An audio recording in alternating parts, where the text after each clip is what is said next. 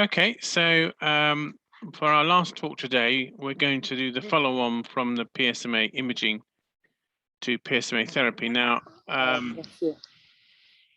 today we're going to talk primarily about beta emitters. So I can education. You need to mute yourself. Sorry. With the protein gland killer with the body part. Today, I don't know if it was today, but she was sending me. That's it, I muted them.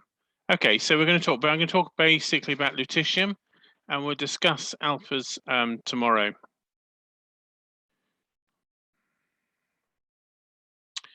So we're going to look, first of all, at the first agent that was attempted to be used, which was an antibody called J591. And then we're going to look at PSMA radioligand therapy, and then some of the trials that were done with PSMA therapy, and finish off with the very recently published randomized controlled trial called the Vision trial. So again, just to reiterate the structure of the PSMA molecule, it has an extracellular domain, and then it has an intracellular domain. And this area D is the area which is mostly targeted by both the PSMA ligands and the antibody that we're going to talk about first in a couple of slides. So this is available in the bloodstream, so it's much easier to target than an intracellular target. Now, obviously, the reason we use PSMA, not PSA, because PSA is actually released into the blood normally when cells are actually dying or turning over. So PSA is more of a sign of the amount of prostate cancer cells you've got, because the more you've got, the more that die and the higher the PSA.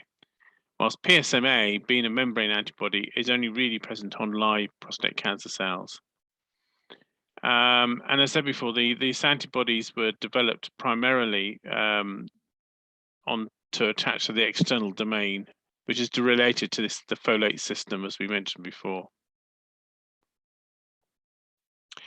So this original antibody was called J591. It was labeled with either yttrium or lutetium. And this study was performed at the Cornell University Oncology Department in New York.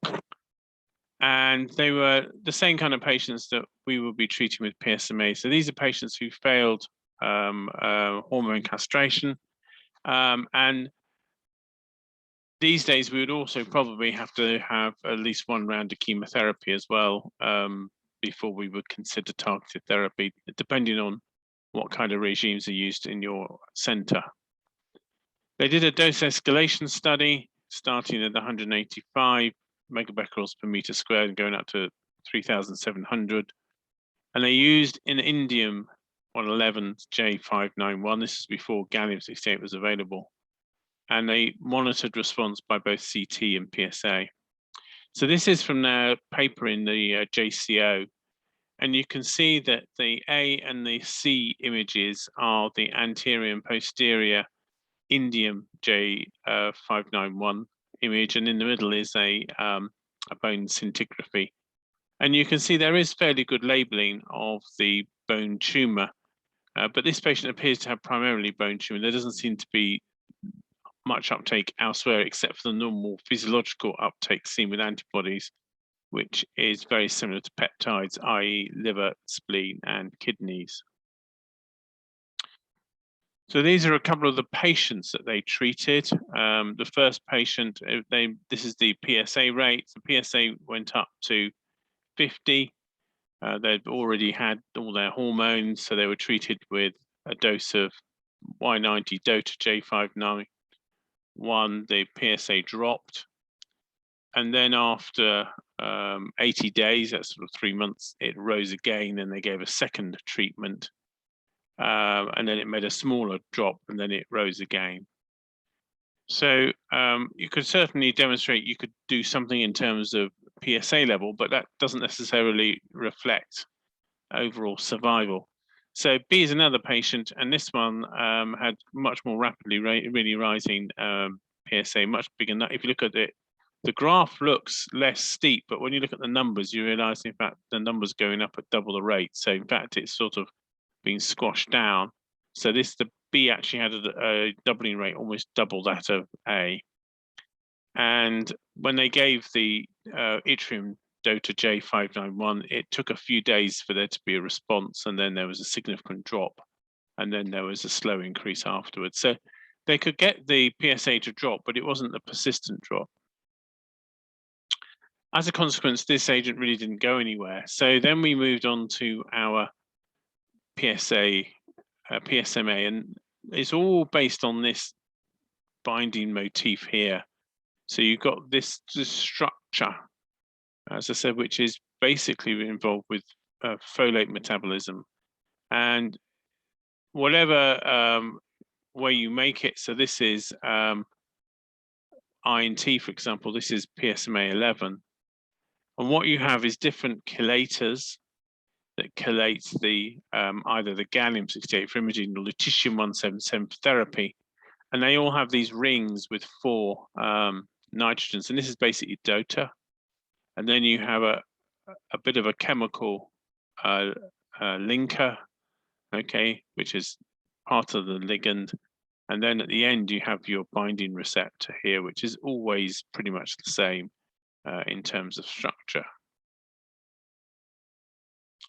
So there's some preclinical work that was done with PSMA ligands, and this was mainly done with the INT version in Germany and was published in the JNM in 2015, and was looking at binding of the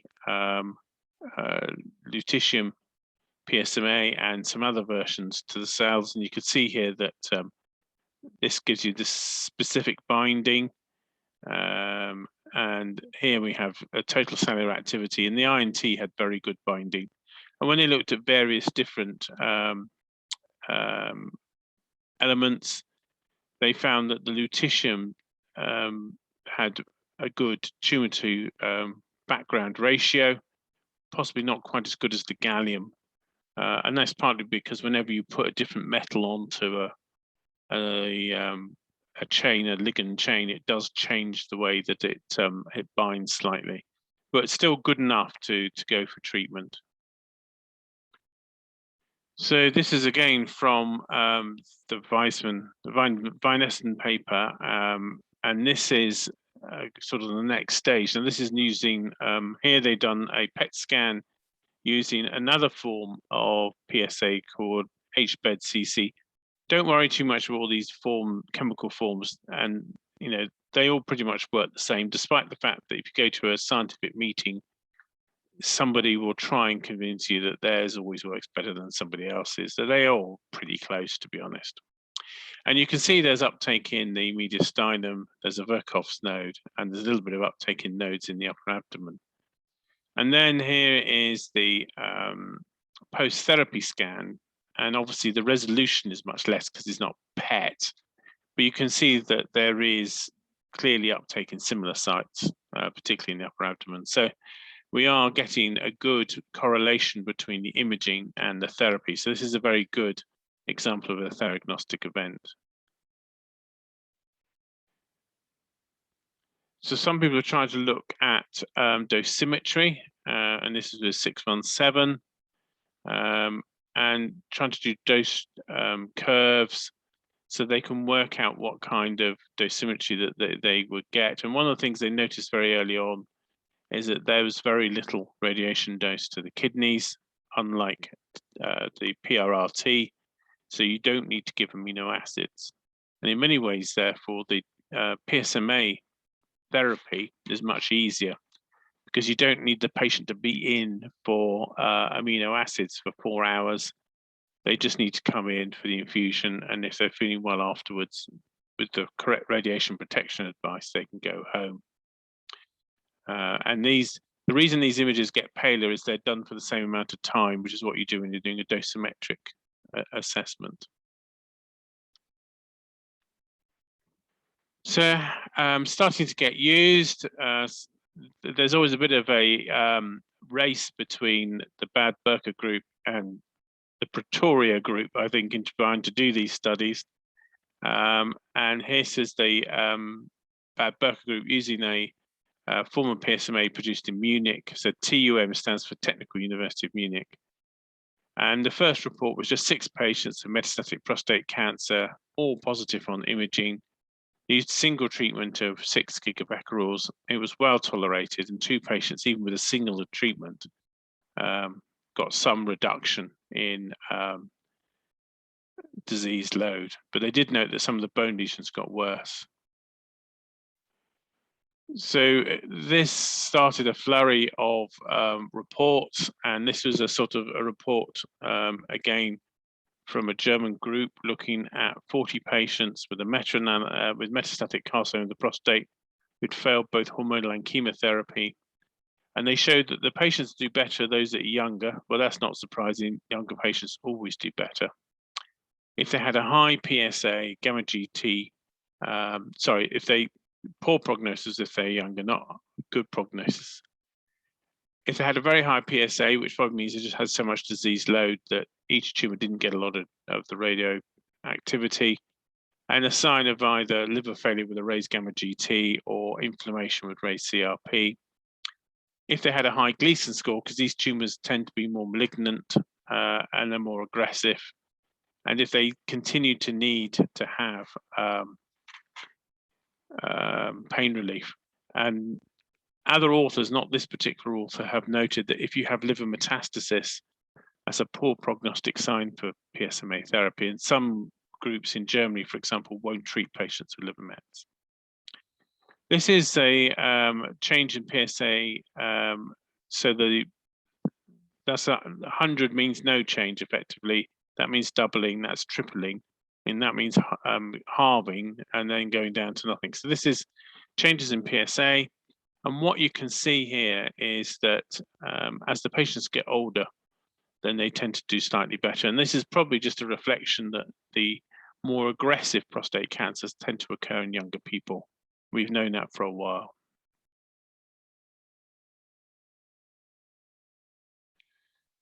So Richard Bound's group and Bad Berker have also done some work looking at safety. 2016 was a great year for publications in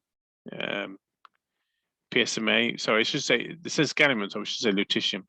So they did dosimetry of the first 30 patients, but they used the gallium PSMA for dosimetry. And they found low level of side effects, with 2 out of 30 patients had a dry mouth because of the radiation dose to the salivary glands.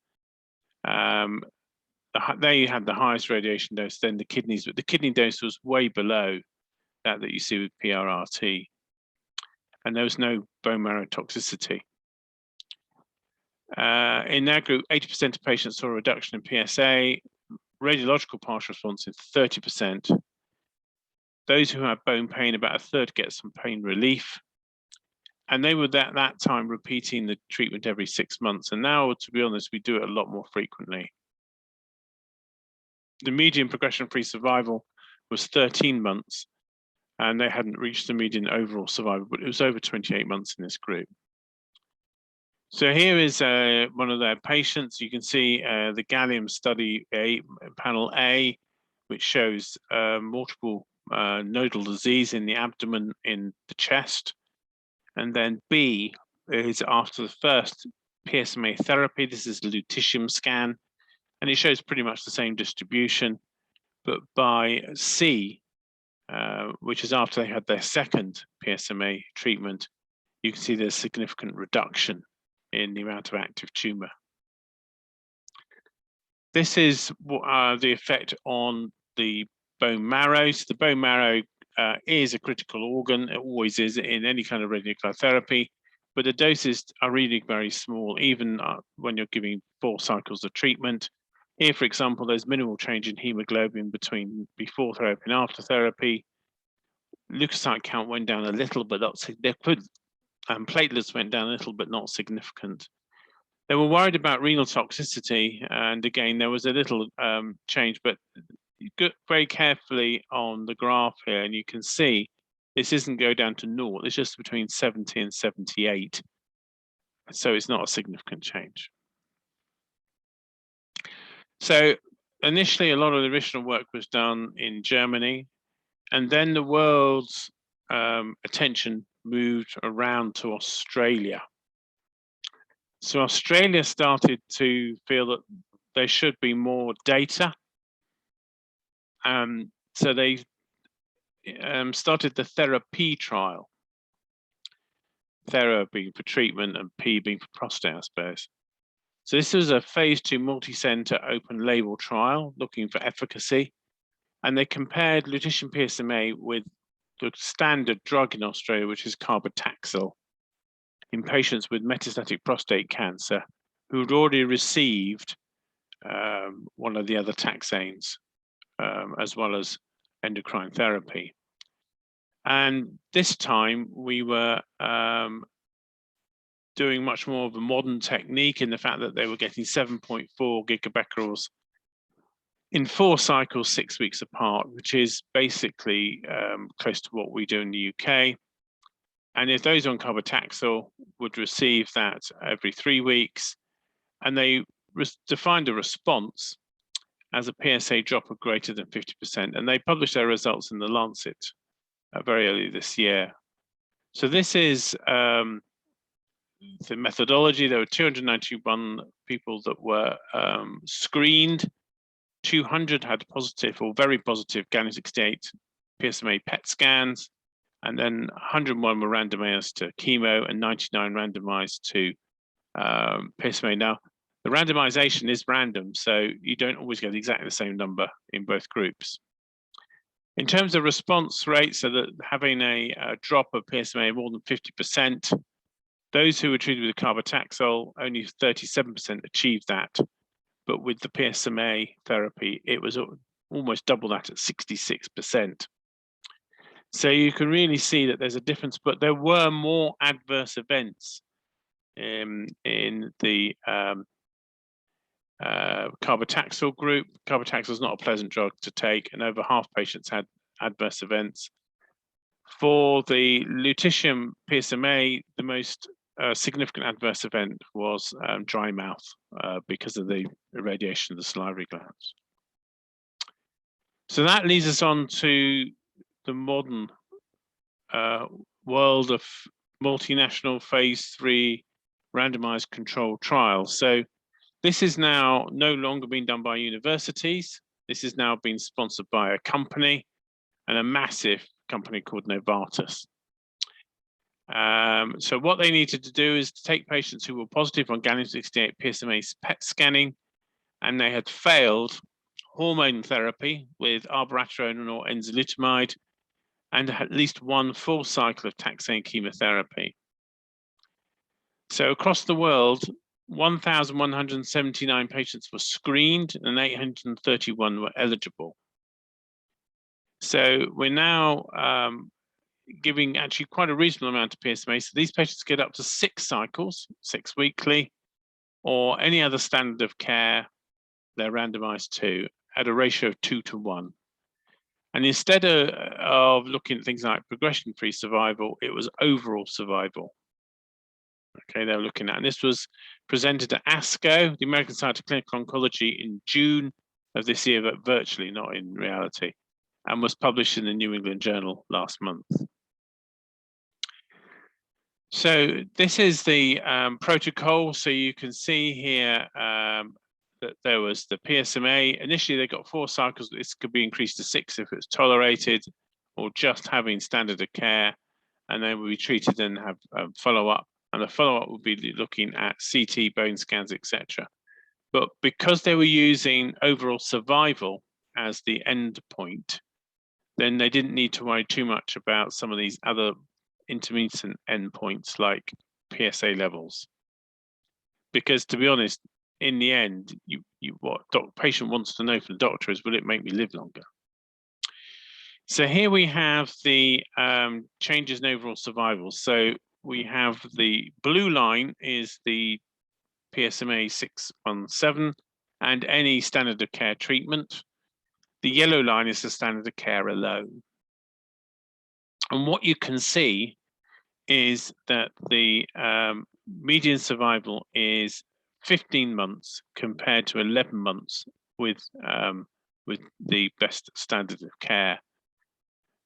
And this is significant. And there is also a hazard ratio of 0.62. What that means is that you're 62% less likely to die at a particular time point if you had the PSMA than if you didn't.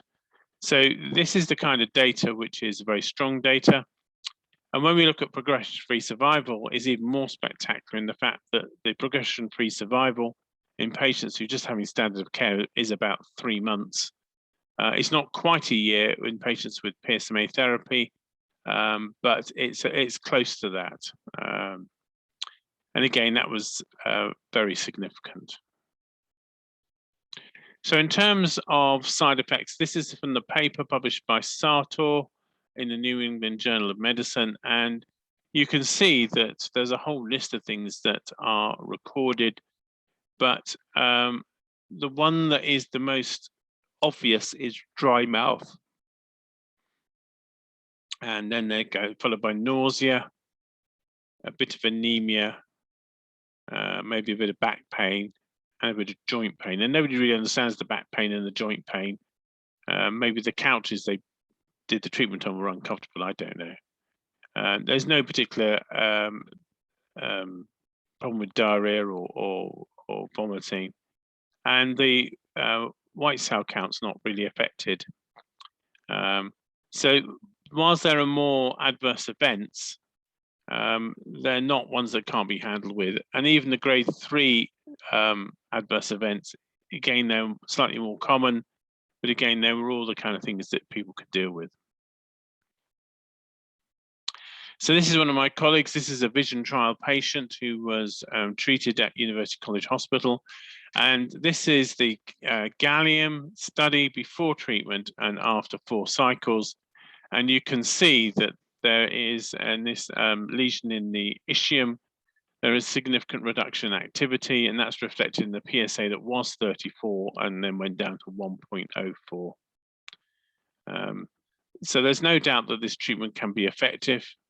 The question is it cost effective? And that's not for us to decide, really. So in the vision trial, they thought there was a 38% reduction in death, 6% reduction in disease progression. Adverse events were common, mainly related to the salivary glands and GI tract. Mostly these were fairly short-lived, but about 12% of patients, they were bad enough for the patients not to want further treatment. And all this data will get used in terms of reimbursement, the process that's going on at the moment. So, summarizing PSMA therapy with betas, we're doing alphas tomorrow. We're still in the early promise stage because we're still, worldwide, there's only a few thousand patients have been treated, but phase 3 trials do show survival benefit on average 3 months. At the moment, it's used as a 3rd-line treatment. That there are plans to do more trials to make it 2nd line and 1st line. And there's also a trial particularly to look at it around the time of surgery, so that you could do a PSMA therapy to clear any small nodes in the pelvis, and then you can do your major operation. And people are looking at that at the moment. So that's, I think, Vision 3, which is planned to start maybe next year. So that is it. I just stop recording.